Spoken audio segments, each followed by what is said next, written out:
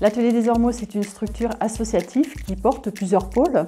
Donc un pôle du médico-social avec un hébergement de femmes victimes de violences, un accueil de jour et un abri de nuit. Un pôle insertion par l'activité économique qui porte un atelier couture sur Manosque et sur Forcalquier et aussi des espaces verts. Et un pôle justice.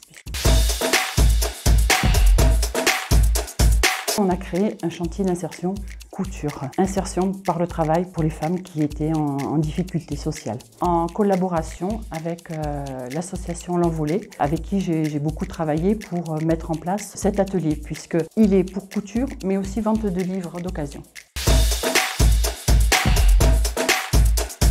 Le projet a démarré en octobre 2018 avec l'embauche de l'encadrante technique et l'arrivée progressive des salariés en insertion. On a embauché la première année 5 personnes pour l'Atelier des Ormeaux et à peu près autant pour l'Envolée. Le financement Nilder intervient sur plusieurs choses, sur de la partie investissement, notamment sur le financement des machines industrielles, financement des étagères, financement de l'aménagement de l'atelier et financement aussi d'un site internet. Nilder intervient aussi sur le financement en fonctionnement sur le salaire de l'encadrante technique. Toutes les pièces qui sont fabriquées ici, ce sont des pièces uniques et éco-responsables. On récupère le matériau de par une ressourcerie, qui est notre partenaire, qui s'appelle l'association L'Envolée Assisteront, qui nous procure ce matériau et avec ce matériau, on le transforme pour en faire tous les articles que vous voyez autour de moi. Chaque salarié fait selon ses goûts. Moi, je leur propose un modèle et c'est elles qui cherchent le tissu, qui produit, qui crée selon leur goût, quoi.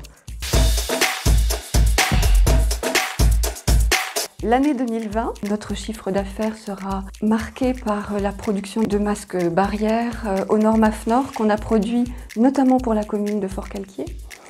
Et puis elle se poursuit de manière importante cette année avec principalement un nouveau client qui est venu à notre atelier de Manosque. Donc on a partagé la production entre Manosque et Forcalquier autour de l'upcycling.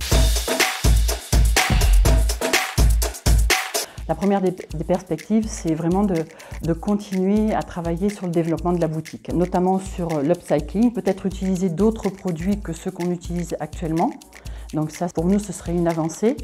Et puis, il y a la perspective aussi d'apporter du travail à un territoire qui n'est pas couvert par l'insertion.